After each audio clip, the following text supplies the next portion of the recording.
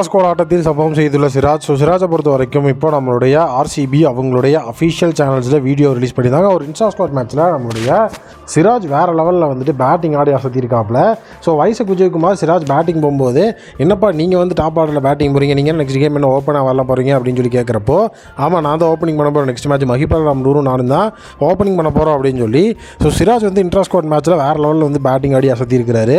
சிராஜை பொறுத்த வரைக்கும் இப்போ ரீசெண்ட் டைமில் ஃபுல் அண்ட் ஃபுல் சிராஜுக்கு பேட்டிங் ப்ராக்டிஸ் அப்படிங்கிறது தான் வந்து கொடுத்துட்ருக்காங்க. ஸோ இதுக்கு காரணம் வந்து பார்த்திங்கன்னா ஆர்சிபி அவங்களுடைய லோயர் டவுன் ஆர்டர் வரைக்கும் அவங்களோட பேட்டிங் அப்படிங்கிறது இருக்கணும்னு நினைக்கிறாங்க அப்படிங்கிறது இதுலேருந்து நல்லாவே தெரியுது. பட் டு பி ஃப்ராங்காக சொல்லணும் அப்படின்னா, உங்களோட பேட்டிங் எல்லாம் வேறு லெவலில் தான் இருக்குது. இருக்கிற பேட்ஸ்மேன்ஸ் ஒழுங்காக ஆடினாலே உங்களுடைய பேட்டிங் டாப் 7லேயே வந்து 200-250 அடிக்கிற அளவுக்கு பவரான ஹிட்டர்ஸ் அங்கே இருக்கிறாங்க. பட் ஆனால் பவுலிங் தான் வந்துட்டு ஒன்றும் சொல்கிறதுக்கு இல்லை. ஸோ டோட்டலாகவே வந்து இருக்கிற பிளேயர்ஸ் ஒழுங்காக பவுலிங் போட்டாலே ஆர்சிபி வேறு லெவலில் மேட்சஸை வின் பண்ணலாம். ஸோ அதற்கான ப்ராக்டிஸ் செஷனை தான் சிராஜுக்கு வேறு லெவலில் கொடுத்துருக்கணும். ஏன்னா வந்து சிராஜை பொறுத்த வரைக்கும் அவருடைய ரீசன்ட் ஃபார்ம் அப்படிங்கிறது எப்போவுமே வந்துட்டு அவர் ஐபிஎல் அப்படின்னு வந்துட்டாலே சிராஜ் ஒரு வெறித்தனமான ஃபார்மில் இருப்பார். பட் அந்த மாதிரி ஒரு ஃபார்மில் இந்த சீசனில் இருக்காரா, பவர் பிளேயராக ஒரு வேறு லெவல் ஒரு பிளேயராக. ஸோ அவர் வந்து வந்தாலே பவர் பிளேயரில் விக்கெட் எடுத்துருவார், ஒரு தரமான மீடியம் ஓவர்ஸ் போடுவார், ப்ளஸ் நிறைய விஷயங்கள் நச்சுன்னு வந்து யாருக்கார் போட்டு ஏற்றுவார். அந்த மாதிரி ஒரு ஃபார்மில் சிராஜ் இப்போ இருக்காரா அப்படின்னு கேட்டிங்கன்னா கண்டிப்பாக இல்லை. ஸோ ரீசெண்ட் டைமாகவே வந்து சிராஜ் ஐபிஎல் ஆரம்பித்ததுலேருந்து ஒரு பெரிய ஃபார்ம் ட்ராப் அவுட்டில் தான் இருக்கிறார். பட் பவுலிங்க்கு ப்ராக்டிஸ் கொடுக்காம இங்கே வந்து பேட்டிங்க்கு ப்ராக்டிஸ் கொடுத்து ஆர்சிபி ஃபன் பண்ணிட்டுருக்காங்க. ஸோ ஆர்சிபியோட மேனேஜ்மெண்ட் சைடை பொறுத்த வரைக்கும் அவங்க எடுக்கிற டெசிஷன்ஸ் ஒன்று வேறு லெவலில் தான் இருக்குது. ஸோ இப்போ வந்து மறுபடியும் வந்து சிராஜுக்கு டாப் ஆஃப் த ஆர்டரில் பேட்டிங்க்கு வாய்ப்பு கொடுக்கலாமா, ஸோ அவரை வந்துட்டு ஒரு பின்ச் ஹிட்டராக ப்ரமோட் பண்ணலாமா அப்படின்னு மறுபடியும் வந்து டிஸ்கஷன் இப்போ ஆர்சிபி ஃபேன்ஸ்கிட்டே போயிட்டுருக்கு.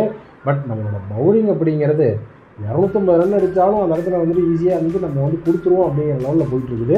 அவங்களோட பிளேயிங் லெவல் காம்பினேஷனும் அப்படி தான் இருக்குது. வைசக் விஜயகுமார் ஒரு எக்கனாமிக்கல் பிளேயராக அந்த இடத்துல வந்துட்டு சூப்பராக ஒரு பெர்ஃபார்மன்ஸை கொடுத்துருந்தாரு.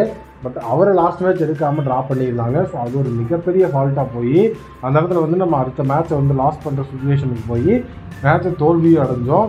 ஸோ இது ஒரு மிகப்பெரிய கான்ட்ரவர்சியாக க்ரியேட் ஆகி பாப் டு பிளிசர்ஸோட தலைமையில தான் விடுது. ஸோ டோட்டலாக நீங்கள் கேப்டன் என்ன பண்ணிருக்கீங்க, பிளேயிங் லெவலில் எப்படி நீங்கள் வந்து டிஸ்கஸ் பண்ணி எடுக்கிறீங்கன்னு புரியல. வைசக் விஜயகுமார் ஏன் ஆட வைக்கல அப்படிங்கிற விஷயம். ப்ளஸ் இப்போது மேக்ஸ்வெலோட ஃபார்ம் அதை விட ஒரு மோசமாக போயிட்டு இருக்குது. தலைவர் பவுலிங் ஓகே, பட் ஆனால் பேட்டிங் சொதப்பல் அப்படிங்கிறது அதுக்கு மேலே. கேமரா ட்ரைட் பண்ணாங்க, அவரு இப்போ வரைக்கும் எந்த இம்பாக்டையும் கொடுக்காம தான் இருக்கிறாரு. வில் ஜாக்ஸ் பெஞ்சில் வெயிட் பண்ணிட்டு இருக்கிறாங்க. நிறைய கான்ட்ரவர்சிஸ் அண்ட் நிறைய வந்துட்டு பார்த்தீங்கன்னா நம்மளுடைய ஆர்சிபி ஆன்சர் பண்ண வேண்டிய கேள்விகளே நிறையா இருக்குது. சிராஜ் வேறு லெவலில் பேட்டிங் ஆடுறது எல்லாமே நல்ல விஷயம் தான். பட் ஆனால் வந்துட்டு மெயின் அக்கேஷனாக நம்ம வந்துட்டு பார்க்க சரி பண்ண வேண்டிய விஷயத்த நம்ம இன்னும் பார்த்து சரி பண்ணாமல் இருக்கிறோம். அதையும் சரி பண்ணிட்டா கண்டிப்பாக வந்துட்டு இந்த மாதிரியான விஷயங்களுக்கும் ஃபயர் விடலாம். அதெல்லாம் சரி பண்ணாமல் இந்த மாதிரி ஒரே ஒரு விஷயத்துக்கு மட்டும் ஃபயர் விட்டுருந்தோம்னா என்ன பண்ணுறது அப்படின்னு தெரியல. ஸோ உங்களோட ஒப்பீனியன் என்ன அப்படிங்கிறத கமெண்ட் செக்ஷனில் மறக்காம கமெண்ட் பண்ணுங்கள்.